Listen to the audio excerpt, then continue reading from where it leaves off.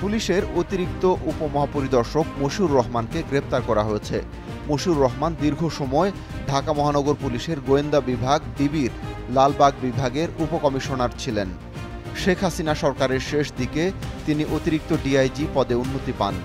তার গ্রেপ্তারের বিষয়টি ডিএমপির গণমাধ্যম ও জনসংযোগ বিভাগের উপকমিশনার মোহাম্মদ তালেবুর রহমান এক খুদে বার্তায় জানিয়েছেন।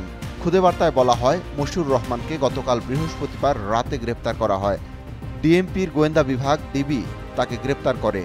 খুদে বার্তায় আরও বলা হয়, রাজধানীর নিউমার্কেট থানার একটি মামলায় মশিউর রহমানকে গ্রেপ্তার করা হয়েছে। গত ৫ আগস্ট ছাত্র জনতার অভ্যুত্থানে আওয়ামী লীগ সরকারের পতনের পর মশিউর রহমানকে ডিএমপির ডিবি থেকে পুলিশের চট্টগ্রাম রেঞ্জ ডিআইজির কার্যালয়ে সংযুক্ত করা হয়।